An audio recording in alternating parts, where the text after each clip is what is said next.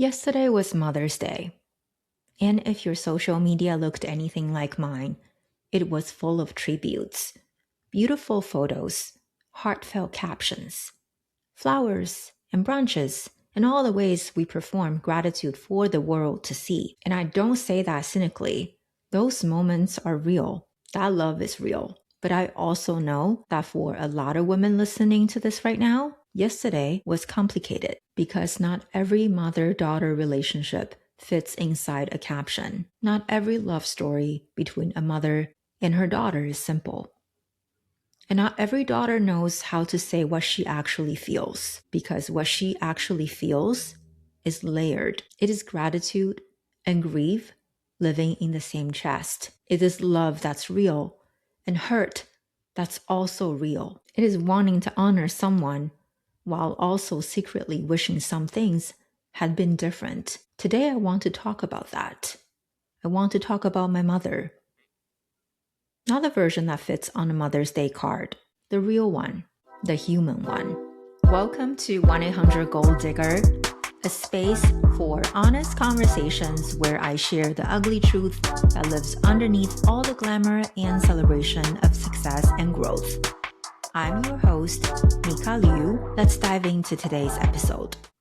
Before I tell you her story, I want to tell you why I'm telling it at all.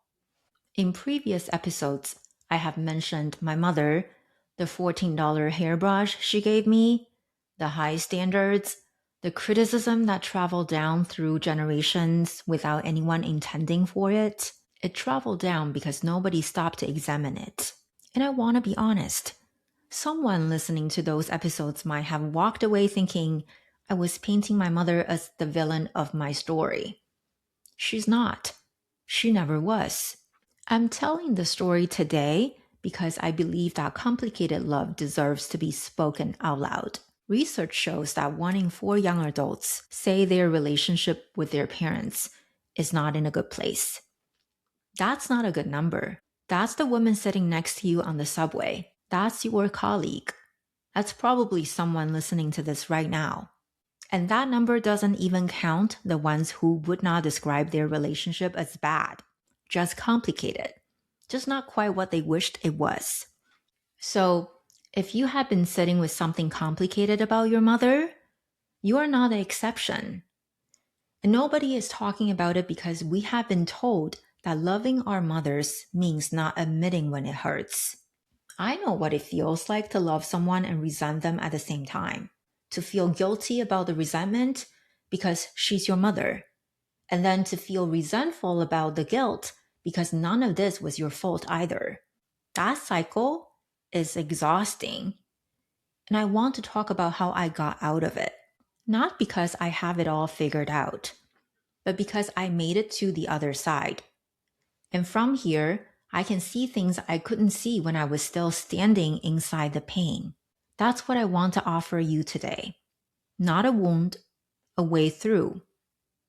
And the way through, for me, started with one decision: to stop performing gratitude I had not yet earned and start working toward the real thing. Because the world tells us to honor our mothers, and we should, but honoring someone doesn't mean pretending. It doesn't mean swallowing the complicated parts and only presenting the beautiful ones. Real honor means seeing someone fully, the sacrifice and the struggle, the love and the limitations, the woman she was before she became your mother. That is why I'm telling this story today, because my mother deserves to be seen fully. And so do yours. My parents didn't have an easy marriage. There was tension.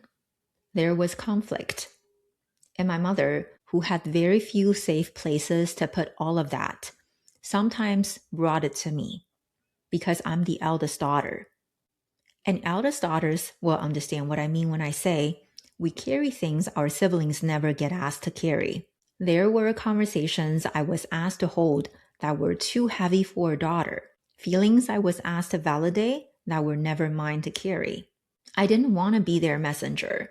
I didn't want to be their referee. I just wanted to be their daughter, loved by both of them without having to manage either of them. I carried resentment toward my mother for a long time. There were times I was put into situations to hold information I didn't ask to hold.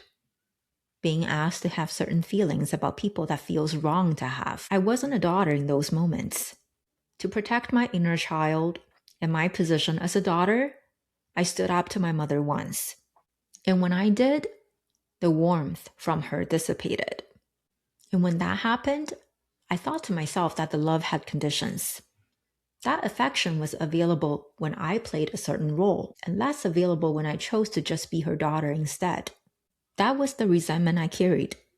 I want to talk about resentment here for a moment, because I think it is one of those things we carry without fully understand what it's really costing us. The word resentment actually comes from a Latin root that means to feel again, and that's exactly what it does.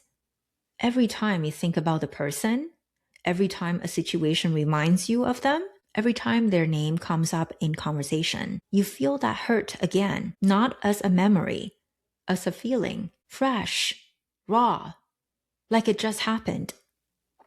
Which means the person who hurt you get to hurt you over and over again without even being in the room. And here's what I know now. Resentment doesn't punish the other person. It punishes you. While you're holding the resentment, replaying it, feeding it, keeping it alive, they're just living their life, completely unaware of the weight you are carrying on their behalf. And you're the one losing sleep. You're the one with the tightness in your chest. You're the one spending energy on an old wound that if you have left it alone, it would have healed by now. That's not strength. That's a very expensive habit. A very expensive habit that handcuffs you to stay feeling miserable again and again. So I made a decision. Not for her, for me.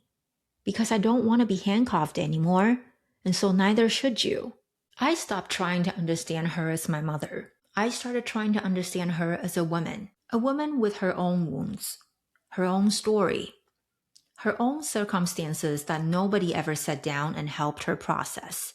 And when I made that realization, when I stopped seeing her through the eyes of the daughter who needed more and started seeing her through the eyes of a woman who recognized another woman surviving, something in me shifted. Not all at once, but enough. She did not have the tools I have. She did not have access to therapy, to self-awareness work, to the kind of language that helps you process pain privately instead of spilling it onto the people closest to you. Her generation didn't talk about these things. Her upbringing didn't make space for them, so her unhealed wounds became part of my inheritance. But not because she wanted that for me, but because she didn't know any other way. And the moment I understood that, truly understood it, not just intellectually in my head, but in my chest, was the moment I chose to let the resentment go. Not for her, for me. Because carrying it was never my job to begin with. Let me tell you about her, the real her. Not the version that lives in my complicated feelings, but the version that deserved to be seen. My mother had me when she was 21 years old. 21. I think about that number sometimes. Science says that the human brain is not fully developed until around age 25. The part of the brain responsible for emotional regulation, for processing stress, for making sense of complicated feelings, still forming. Her brain literally was still developing. And yet she was already responsible for raising a child. She put her degree on hold, a future she looked forward to building for herself, set aside because I came first. And in those early years, she navigated circumstances that I know were not easy. A young marriage, a new family dynamic, responsibilities that arrived before anyone asked if she was ready. But here's the thing about my mother. She doesn't wait to be ready. She just goes. When the season shifted, she went back to night school while working full-time during the day. She finished what she had started because that's what she does. She's an accountant. Numbers are her language.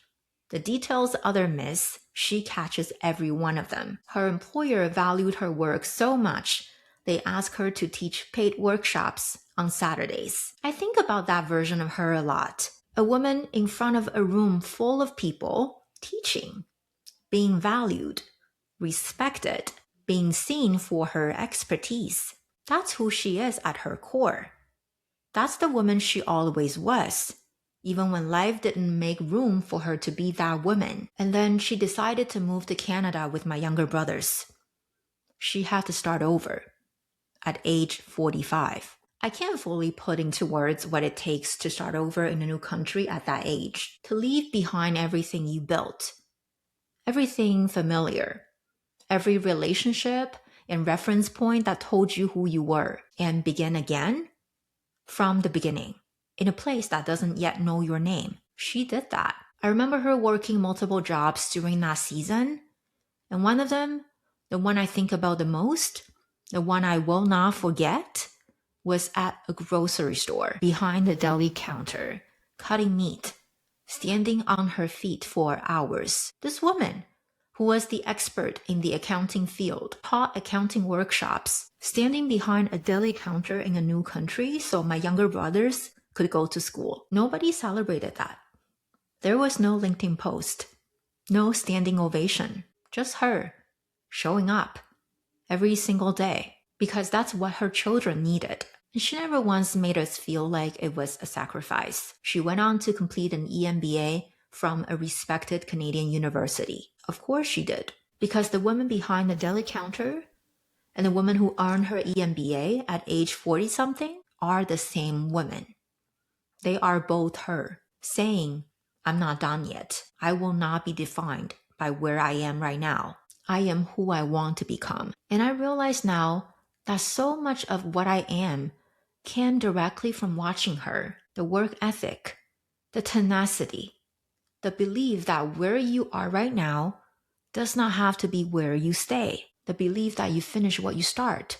She never taught me that in words. She taught me that by living it every single day, right in front of me. And I was watching, even when she didn't know I was. And so today, the day after Mother's Day, I want to say something directly to her. Because I think there are things between a mother and a daughter that never get said.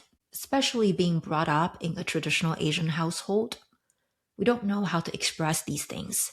Maybe we are afraid of what saying them might open up. So I'm going to say them here, where she might one day hear them, and where every daughter listening might finally feel the permission to feel what she has been carrying.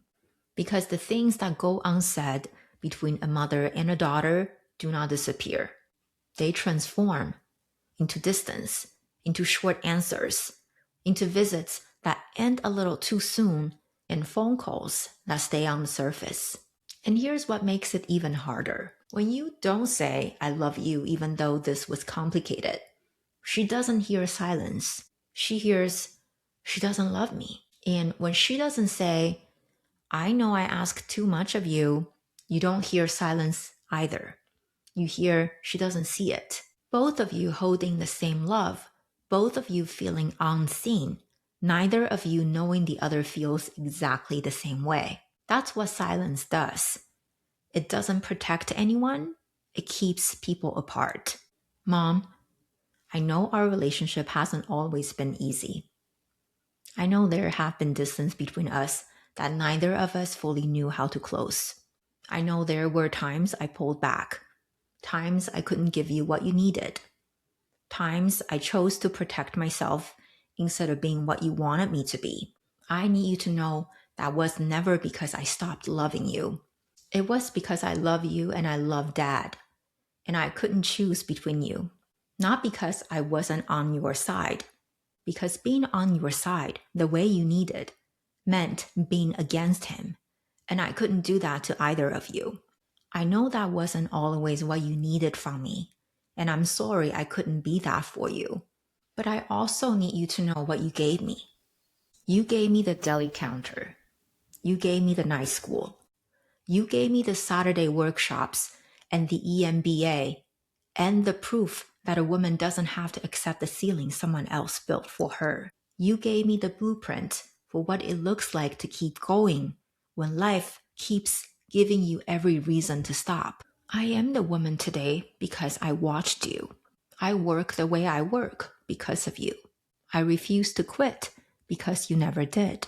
And I understand now, in a way I couldn't when I was younger, that you were doing your best, that the things that were hard between us were never about a lack of love. They were about a woman who was carrying too much with too few tools in a world that never stopped to ask how she was doing. I see you now, not just as my mother, but as a woman who was 21 and alone and scared and kept going anyway. A woman who stood behind a deli counter so her children could have more. A woman who never stopped learning, never stopped building, never stopped becoming. I'm proud to be your daughter, and I love you, even when I don't show it in the ways you would prefer.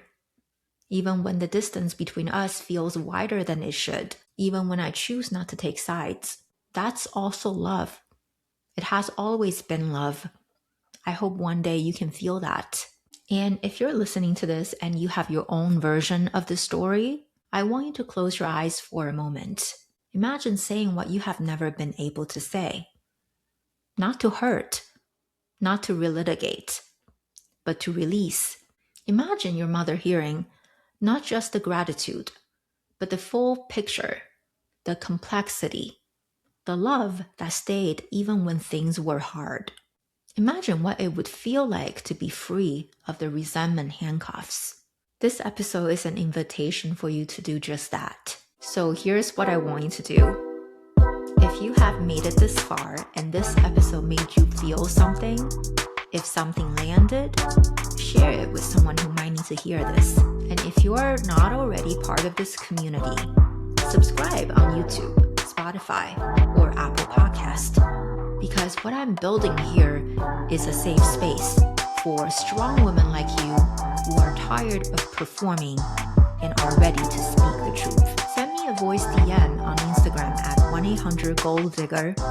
Tell me your story. Tell me about your mother. Tell me about the complicated love you have been carrying.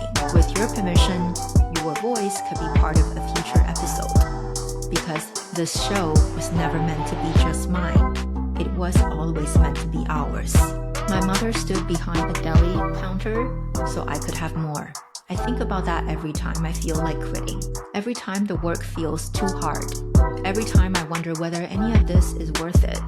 I think about her on her feet for hours, in a new country, starting over, no complaining. And I think, if she could do that, I can do this. That's her gift to me, the one she never wrapped up. The one that did not cost $14 on Amazon. The one that's worth everything. This is why I do what I do. This is why this podcast exists. Because the women who raised us deserve to be seen. And the daughters who are still becoming deserve a safe space and a community where the full truth is welcomed. This is 1-800-GOLD